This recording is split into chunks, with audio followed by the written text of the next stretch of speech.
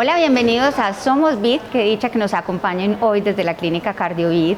Pues aquí trabajamos con mucho cariño, con mucha atención, pero a veces, como en todo, como nada es perfecto, porque obviamente ninguno de los seres humanos somos perfectos, a veces hay unos riesgos.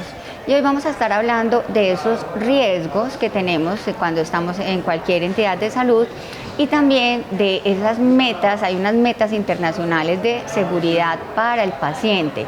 Entonces vamos a estar aprendiendo hoy sobre este importante tema, porque nosotros como pacientes también tenemos unas responsabilidades muy grandes de lo que nos suceda dentro de una institución de salud. Por eso hoy tenemos a dos invitadas súper especiales y expertas en este tema. Ellas son Mariluz Figueroa, que es gestora de seguridad del paciente, y la doctora Mónica Pérez de la Cruz, que es médica auditora, también que nos ayuda en todo este tema para brindarles muchísima seguridad a nuestros pacientes. Buenas tardes, María Paola, buenas tardes a todos los televidentes. Es un gusto poder compartir con ustedes este ratico tan especial en donde les vamos a contar muchísimas cosas acerca de la seguridad del paciente. Entonces, todo lo que ustedes necesitan saber cuando no solamente vienen a la clínica, sino en general a cualquier institución de salud. Muy bien. Mariluz, ¿cuáles son esos riesgos en la atención de los pacientes? Claro que sí. Primero tenemos que entrar a definir qué es un riesgo. O sea, un riesgo es la probabilidad de que algo ocurra. En el contexto, por ejemplo, del hogar, si usted se encuentra cocinando, tiene un riesgo mínimo de quemarse durante ese procedimiento, durante la cocinada. O, por ejemplo, usted está trapeando, tiene el piso demasiado mojado, tiene la probabilidad de caerse. Ya entrando pues en materia de salud, los riesgos en salud son un poquito más complejos. ¿Por qué? Porque nosotros diariamente atendemos un montón de pacientes, los cuales se puede dar o se puede presentar que en algún momento, por tantos procedimientos a estos pacientes, de pronto exista ese riesgo, por ejemplo, de confundirnos de paciente, ¿sí? Es una probabilidad. Está el riesgo de ¿qué? De confundirnos de pronto en la medicación, es una probabilidad. Por eso nosotros desde el área de seguridad del paciente, nosotros hacemos todo lo posible para que nuestros pacientes sean atendidos de la mejor manera y de la manera más segura posible, con tal de disminuir esos riesgos en la atención. ¿Cuáles son entonces esas barreras o cómo podemos, qué hacemos para mitigar esos riesgos? Bueno, ¿La doctora? para cada uno de esos riesgos se tienen diseñadas barreras de seguridad, que son todas estas actividades o acciones que realizamos en la clínica orientadas a controlar ese riesgo y a que ese riesgo no se materialice y no se presente. Por ejemplo, para las fallas en la identificación del paciente tenemos unos procedimientos para mermar el riesgo en la identificación del paciente, como es verificar siempre el nombre del paciente, el nombre completo antes de realizarle cualquier procedimiento, entregarle una manilla de identificación al paciente donde siempre va a estar pues como identificado. De manera redundante, en cada parte en que el paciente va a la clínica se le va a preguntar nombre y apellido, y de esta manera vamos a disminuir el riesgo de que nos equivoquemos pues con la identificación del paciente. Lo otro es tener presente que hay pacientes que tienen nombres y apellidos similares, y eso lo tenemos que tener presente para cuando los vamos a hospitalizar. Un ejemplo es tratar de que no queden hospitalizados en el mismo pabellón de hospitalización, sino que queden en diferentes pabellones de hospitalización. Identificarlos también con un segundo identificador, que es el nombre del padre o de la madre, y de esta manera pues distinguirlos, sí, pues y diferenciarlos. Claro. Y hay gente que dice, ay, pero ¿por qué me preguntan tanto el nombre? Sí, esa soy yo, si ya saben cómo me llamo, ¿para qué me lo preguntan? Sí, tal cual. Pues claro, ese es el fin, que tiene que seamos pues como tan reiterativos en este tema de los nombres, el número de la cédula, y bueno, y como pacientes nosotros, ¿cómo podemos ayudar a que nuestra estancia sea más segura? ¿Qué podemos hacer? Claro que sí, para nosotros el paciente es el protagonista en su seguridad. Cuando el paciente ingresa a nuestra institución debe verificar que nosotros le vamos a poner una manilla de identificación donde van a estar consignados todos sus datos personales, su nombre completo, el nombre de su madre y el nombre de la aseguradora que tiene en ese momento y el número de la historia clínica. Entonces debe verificar esto. En todo momento, como dice la doctora, va a ser muy redundante pues como la verificación de sus datos.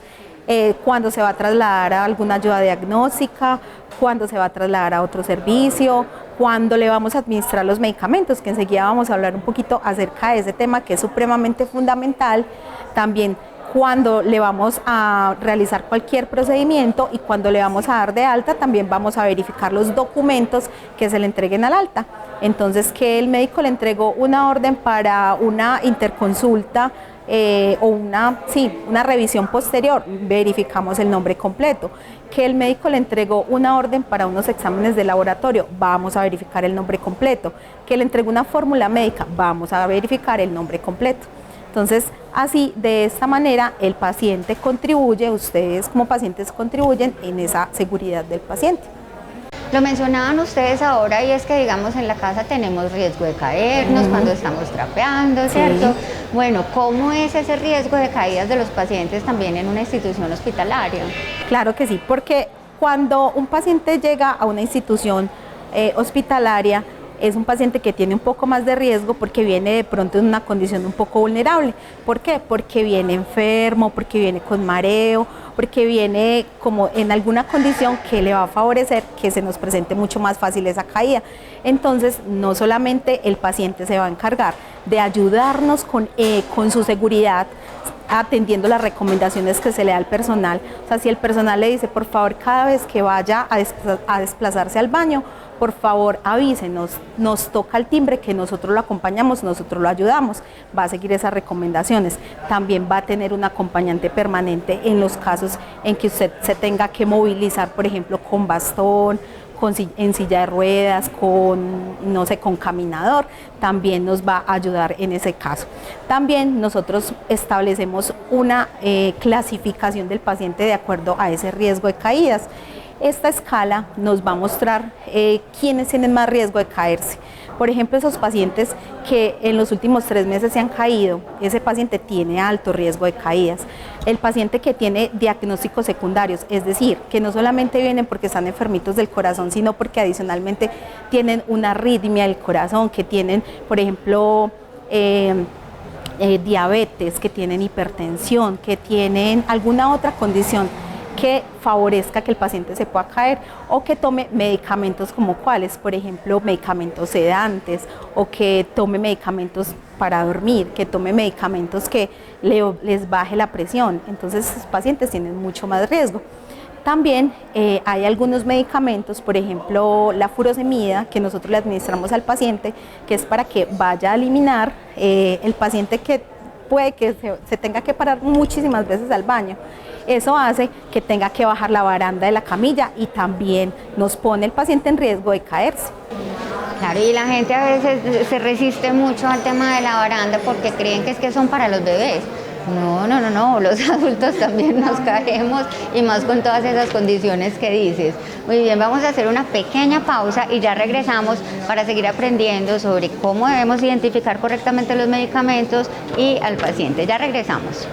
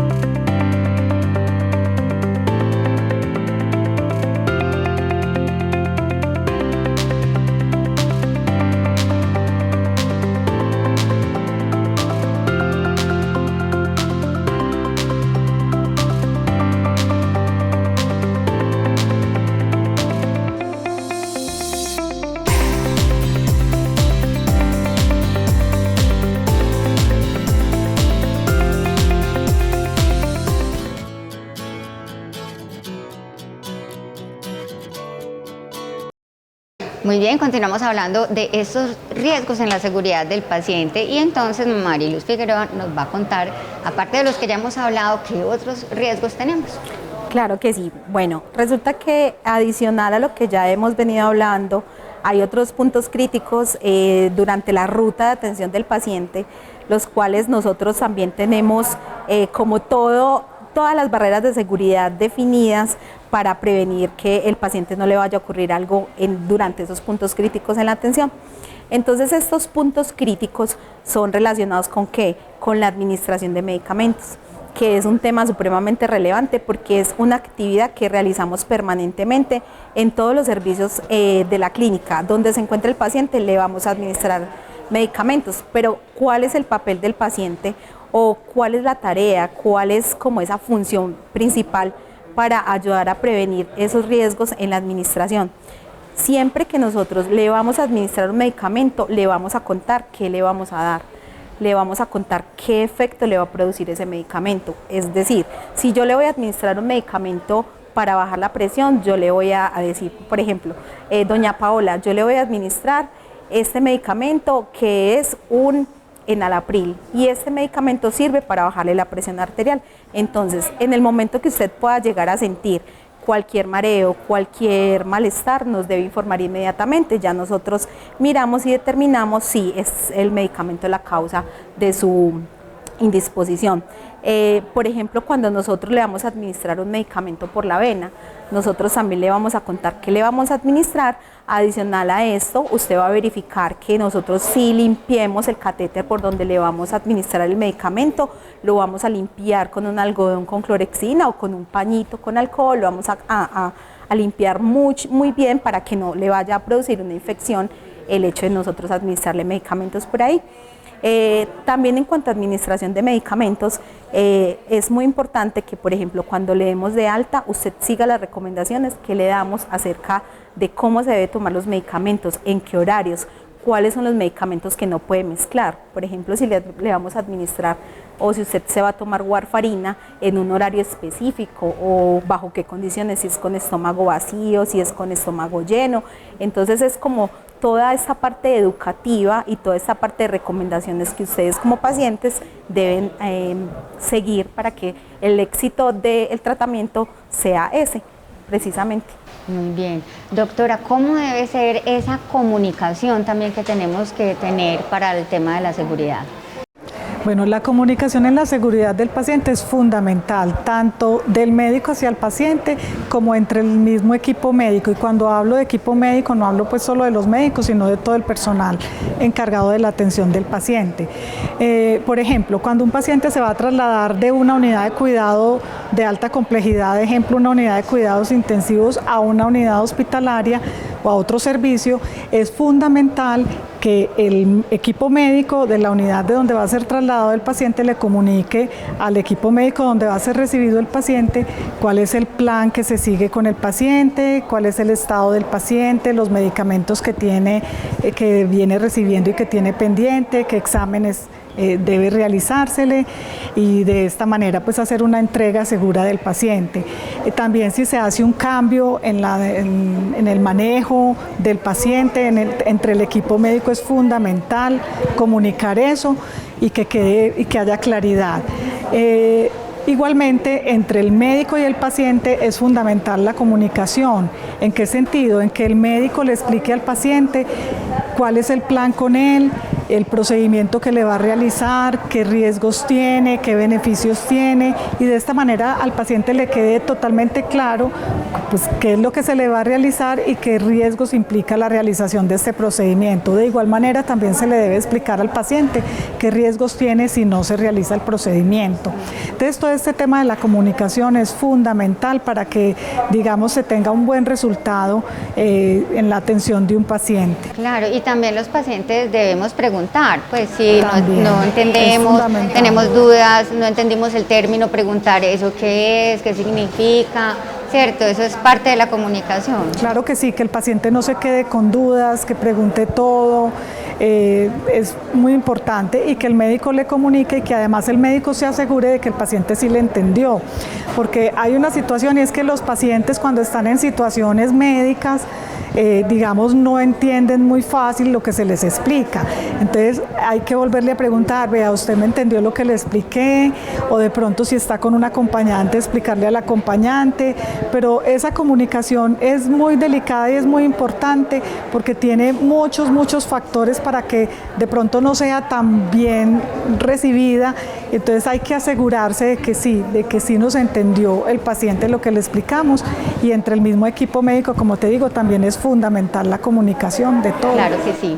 Pues bueno, se nos va el tiempo aquí muy rápido desafortunadamente, pero gracias por compartirnos esta información tan valiosa, y nosotros también pues entender que esto es un trabajo en equipo y que no es únicamente responsabilidad del personal de salud cuidarnos, sino que nosotros también debemos ayudar a cuidarnos. Entonces, este es el mensaje que les dejamos hoy y nos vemos en un próximo programa. Hasta entonces.